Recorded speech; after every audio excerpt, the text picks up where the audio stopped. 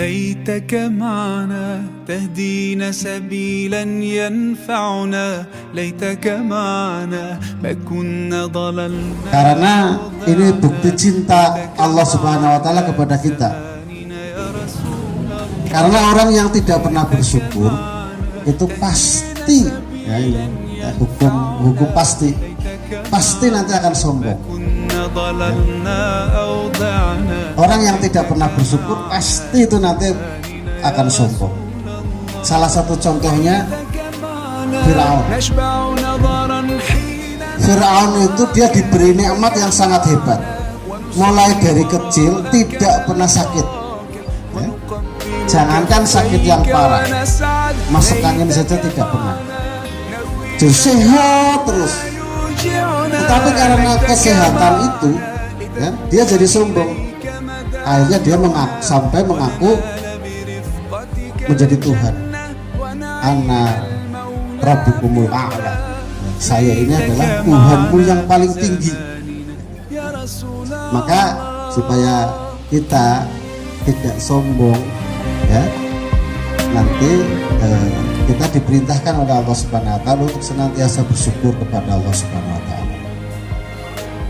Karena sombong ini nanti akan menghancurkan, Bahkan sampai Rasulullah SAW itu memberikan informasi kepada kita, siapa yang punya kesombongan di dalam hati sebesar biji sawi, gitu ya, berarti walaupun kecil sekali tapi sombong, nanti dia tidak akan masuk surganya Allah Subhanahu wa taala. Kedua, selawat serta salam semoga tetap tercurah pada Nabi Muhammad Sallallahu Alaihi Wasallam beserta seluruh keluarga, para sahabat dan seluruh umatnya hingga akhir zaman. Insya Allah kalau kita bersolawat 1 kali akan dibalas dengan 10 kebaikan. Dibalas 10 kebaikan 1 kali solawat. Jadi mari kita sering-sering membaca solawat. Yang mudah-mudah saja. Bisa Allahumma sholli ala Muhammad, bisa Allahumma sholli ala Sayyidina Muhammad, atau bisa Sallallahu Alaihi Wasallam, ya. Karena solawat ini amalan ringan yang pasti diterima oleh Allah Subhanahu wa taala. Baik, pada kesempatan pagi menjelang siang hari ini, saya ingin memberikan nasihat, terutama nasihat untuk diri saya pribadi dan nasihat pada para guru-guru, terutama juga tidak ketinggalan untuk para wali-wali murid semuanya. Nasihat ini kita mengharap ridho dari Allah Subhanahu wa taala dan ampunan dari Allah Subhanahu wa taala. Suatu hari ada kisah tentang pentingnya nasihat, ya. Jadi nanti nasihat ini juga bisa ditularkan para orang tua memberikan nasihat kepada para putra-putrinya. Suatu hari, ya, ada seorang ulama namanya Abu Yusuf, ya. Abu Yusuf ini dia sebagai qadhi, ya. Qadhi itu kalau zaman sekarang itu hakim agung. Jadi yang memberikan fatwa oleh negara atau yang menghukum orang yang bersalah di sebuah negara. Nah, tetapi di kalangan dahulu, gitu ya, di kalangan dahulu itu ada ulama yang apa namanya ini, yang jadi pegawai pemerintah itu adalah aib, gitu ya. Ulama jadi pegawai pemerintah itu aib. Kenapa? Karena berarti dia makan dari pajak-pajak yang sumbernya nggak jelas, gitu ya. Walaupun tetap halal maksudnya, gitu ya. Ini untuk kalangan para ulama saja, gitu ya. Sehingga ketika Abu Yusuf ini meninggal, ini tidak ada yang layak, tidak ada yang takziah karena dianggap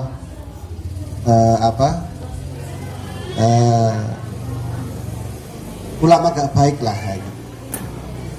Nah, sehingga ada seseorang yang sampai dia bermimpi gitu ya, mimpi ketemu dengan Abu Yusuf, seorang ulama yang qadhi tadi. Terus dia bercerita, bagaimana keadaanmu sekarang wahai Abu Yusuf? Ya alhamdulillah, Allah Subhanahu wa taala sudah mengampuni saya dan memberikan tempat kepada saya dengan sangat baik. Setelah, kenapa kamu bisa diampuni oleh Allah Subhanahu wa taala? Padahal Anda ini menjadi pegawai pemerintah yang di kalangan para ulama itu dijauhi. Ya, karena saya setiap hari dan setiap ada kesempatan memberikan nasihat kepada orang. Ada orang yang bermasalah dihadapkan kepada saya kasih nasihat. Ya. Ada yang salah, saya kasih hukuman. Hukuman itu nanti menyebabkan dia jera, itulah nasihat saya. Pokoknya ada teman-teman sesama pegawai, saya kasih nasihat. Setiap saya ada kesempatan, saya kasih nasihat. Memberi nasihat inilah yang menyebabkan Allah Subhanahu wa taala akan mengampuni dosa-dosanya. Setelah itu ulama ini bangun gitu ya, lalu dia segera untuk takziah kepada Abu Yusuf ini. Jadi inilah pentingnya nasihat ya. Jadi nasihat ini kebutuhannya adalah untuk yang memberikan nasihat juga ya. Jadi saya memberikan nasihat karena saya butuh gitu ya. Saya butuh memberi nasihat. Kenapa? Karena dengan saya memberikan nasihat, maka harapan saya diampuni oleh Allah Subhanahu wa taala atas dosa-dosa saya. Dan yang lebih membutuhkan sebenarnya ya yang lebih membutuhkan juga yang diberi nasihat, karena dengan nasihat itu kan berarti yang tadinya mau tersesat jadi kembali ya, yang tadinya mau jatuh jadi terhindar, yang tadinya mau melaksanakan keburukan jadi tidak jadi melaksanakan. Nasihat juga yang tadinya sedang lemas, tidak semangat beribadah, dikasih nasihat sehingga dia semangat beribadah. Jadi nasihat ini dua-duanya sangat membutuhkan. Bagi yang diberi nasihat juga kebutuhan, bagi yang memberi nasihat juga kebutuhan ya. Nah, jadi ini juga pesan ya, untuk pada pesan bekal untuk para orang tua yang akan menghadapi ujian atau liburan panjang ya. Dan saya selaku pengelola pesantren itu juga sampai, dan di dunia pesantren rata-rata gitu, ini juga menjadi bahasanya ini menjadi momok yang sangat besar gitu ya, yang belum bisa teratasi sampai hari ini gitu ya. Anak itu kalau sudah liburan ya, kehidupan kebiasaan di pesantren seperti hilang gitu ya. Wonten putranipun sing teng pesantren seniki ibu-ibu atas niku napa motor ngeten-ngeten nggih. Nah, maka dengan seperti ini ya, tidak ada yang tidak bisa dilakukan, yang hanya bisa dilakukan ya nasihat ya. Dinasehati terus, jangan bosan-bosannya memberikan nasihat ya. Walaupun orang anaknya bosan, anaknya diberikan saja gitu ya. Jadi karena apa? Karena kita tidak tahu kapan nasihat kita akan diterima oleh Allah Subhanahu wa taala dan diterima oleh yang diberi nasihat. Karena apa? Karena masalah hati gitu ya. Masalah hati itu yang megang itu bukan kita. Yang megang itu hati kita itu adalah ibarat kelereng yang di atas telapak tangan, bisa digoyang-goyang gitu ya. Bisa berputar yang di atas ke bawah, yang di samping ke samping dan sebagainya. Bisa berputar dan sebagainya. Saking sangat mudah Nah, hati orang itu di tangannya Allah Subhanahu wa taala. Maka Allah yang berkehendak mau ditetapkan, mau dibalik, mau diputar-putar, terserah Allah Subhanahu wa taala. Nah, maka kita tidak tahu, ya, tidak tahu tentang kapan nasihat kita akan diterima oleh Allah Subhanahu wa taala dan diterima oleh orang yang kita nasihati, terutama ya untuk anak-anak kita masing-masing. Bisa difahami apa mboten niki keterangan kula ibu-ibu? Bapak-bapak sakit nggih? Nasihatnya kita akan mengambil dari surat An-Naml, ya. Surat An-Naml itu artinya apa guys? An-Naml semut, ya. Surat An-Naml itu adalah artinya semut. Ayatnya yang satu ayat dan pendek, ya, yaitu di ayat 21, ya, di ayat 21. Tetapi sebelum masuk ke situ, ini adalah ayat tentang kisah, ya, kisah Nabi Sulaiman yang berhadapan dengan atau dengan salah satu pasukannya, yaitu seekor burung, namanya burung hudhud. Nabi Sulaiman ini beliau jadi seorang nabi dan rasul. Bapaknya Sulaiman itu adalah Hud, Nabi Hud, ya. Terus Hud ini adalah menantunya Talut, ya, menantunya Talut. Talut ini adalah salah satu bangsa Bani Israel, ya, berarti umatnya salah satu keturunan dari umat Nabi Musa. Nabi Musa anaknya Su'aib. Nabi Musa anaknya salah satu keturunan dari keturunannya Yusuf, ya, saudaranya Yusuf.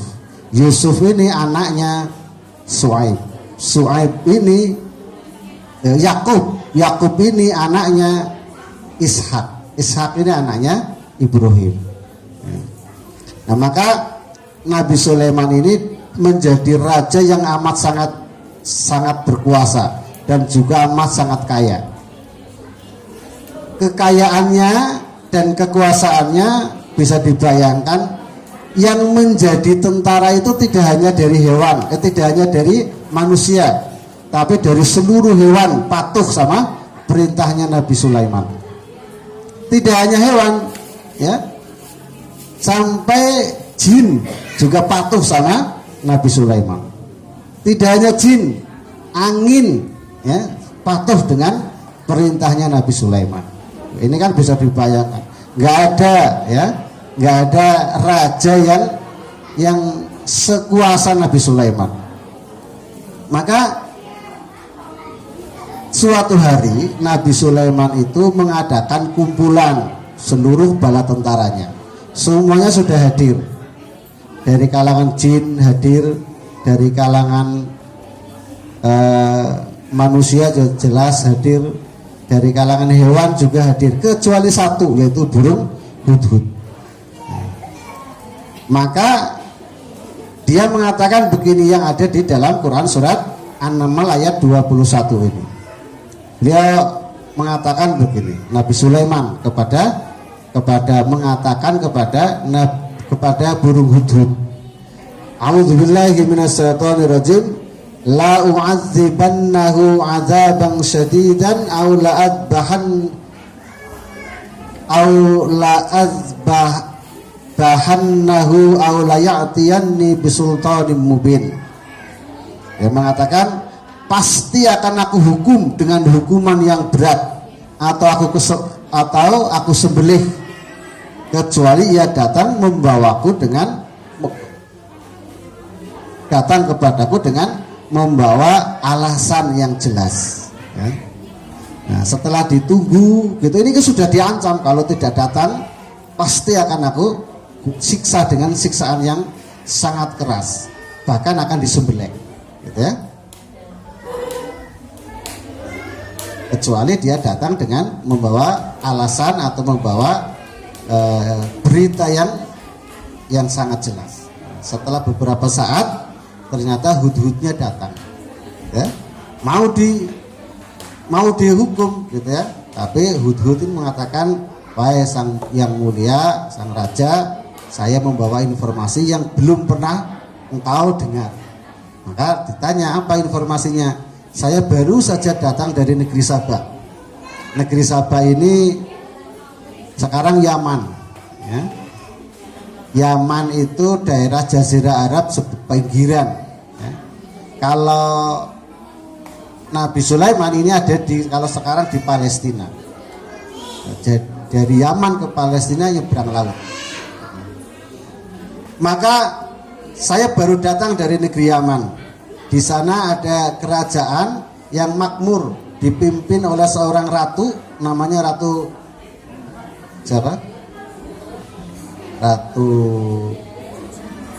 Balkis, ya. Ratu Balkis yang bijaksana juga, tetapi mereka tidak menyembah kepada Allah, mereka menyembah kepada matahari. Nah, maka informasi ini sangat penting. Kenapa? Karena Nabi Sulaiman itu adalah seorang nabi dan rasul. Dia diperintahkan untuk mengajarkan manusia kepada beriman kepada Allah Subhanahu wa taala saja, tidak menyembah, tidak ada yang disembah kecuali Allah Subhanahu wa taala saja. Ya, nanti ceritanya bisa dilanjutkan di ayat-ayat berikutnya. Tapi yang ingin saya tekankan kepada para teman-teman semua, pada para wali murid, ini adalah kita mentadaburi, ya, memikirkan apa yang bisa kita ambil hikmahnya dari ayat ini, ya. Lau azibannahu adzaban sadidan aw la'adbahannahu aw la ya'tiyanni bisultanin mubin. Pasti akan aku hukum ia dengan hukuman yang berat, atau aku sembelih, kecuali ia datang kepadaku dengan alasan yang jelas. Seekor burung yang sudah diancam oleh Nabi Sulaiman bisa selamat dari ancaman siksaan, bahkan selamat dari hukuman mati. Kenapa?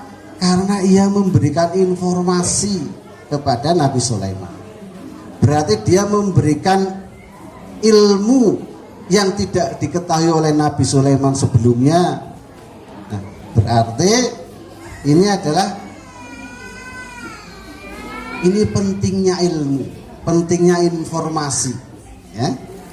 Ilmu ini yang akan menyebabkan kita terhindar dari bencana, terhindar dari malapetaka, bahkan terhindar dari kesusahan yang akan dihadapi.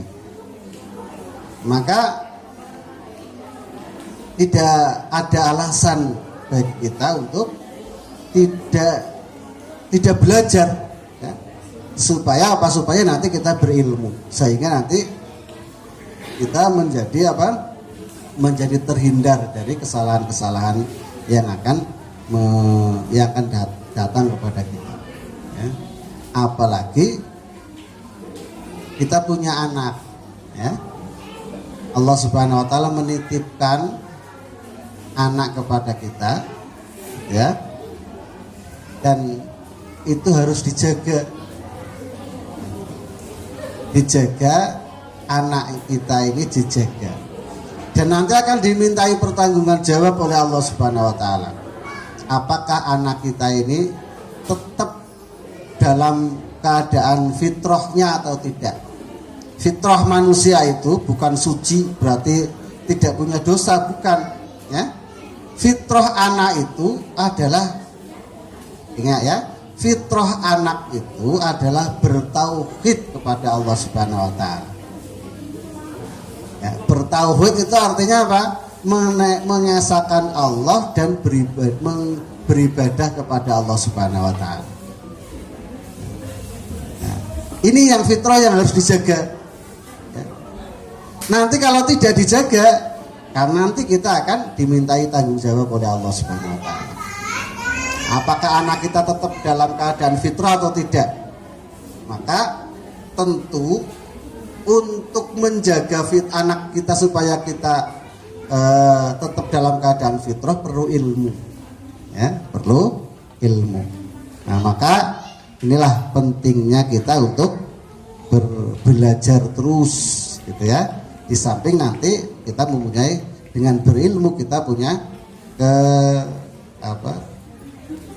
keutamaan tersendiri. Hikmah yang kedua, di sini Nabi Sulaiman ini dia ilmunya luas gitu ya. Dia bisa bicara dengan segala macam bahasa. Dia bisa bicara dengan hewan, tahu bahasa semua bahasa hewan. Dia bisa bicara dengan jin, bahkan dia bisa bicara dengan malaikat gitu ya. Maka berarti ilmunya luas, ilmunya banyak, karena dia seorang nabi dan rasul. Gak mungkin seorang nabi dan rasul tidak punya ilmu ya. Dia juga orang yang kuasa, kedudukannya tinggi, karena dia raja yang tidak ada raja yang menyamai dengan kekuasaannya Raja Sulaiman. Tetapi apa? Dia sifatnya tawadhu. Ya, tawadhunya gimana? Tawadhunya dengan ilmunya yang luas, dengan kekuasaannya yang agung, dia tidak sombong. Bukti sombongnya apa? Mau diberitahu, mau diberi informasi, mau dikasih ilmu dari yang datangnya dari seekor babi. Ya. Nah, maka kita ini bisa kita ambil hikmah dari sini ya. Kalau kita sudah pandai ya, kalau apakah kita punya kedudukan yang tinggi gitu ya, apakah apapun kedudukannya, jangan sampai kita tidak ada kesempatan untuk menuntut ilmu, tidak ada kesempatan untuk belajar terus ya. Maka mari kita dari ayat 21 surat An-Naml ini kita bisa mengambil dua pelajaran. Pertama, kemuliaan ilmu. Yang kedua, kita juga harus senantiasa membuka diri dan hati kita untuk senantiasa menerima ilmu yang disampaikan oleh orang, dan kita punya semangat untuk mencari ilmu tersebut ya. Dan bekal juga untuk para wali murid dalam menghadapi ujian menghadapi liburan yang panjang ini, hampir sebulan nanti ya, liburan panjang. Tentu ketika memberikan nasihat kepada anak itu tidaklah mudah ya. Saya punya anak 3 juga merasakan memberikan nasihat, ngontrol ibadah anak itu sulit gitu ya. Maka dipermudah ketika kita juga mengerjakannya. Orang tua memerintahkan anak sholat sangat mudah ketika orang tuanya juga sholat ya. Terus orang tua memerintahkan anak untuk tadarus baca Quran dengan mudah, manakala orang tuanya juga membaca Quran tadarusan ataupun murojaah. Begitu juga dengan kebaikan-kebaikan yang lain ya. Dan tak lupa juga mari kita senantiasa berdoa kepada Allah Subhanahu wa taala, semoga Allah Subhanahu wa taala senantiasa membimbing kita untuk kita bisa diberi kesabaran, ketabahan dalam membimbing dan mendidik anak-anak kita masing-masing. Subhanakallahumma wa bihamdika asyhadu an la ilaha illa anta astaghfiruka wa atubu ilaik. Assalamualaikum warahmatullahi wabarakatuh.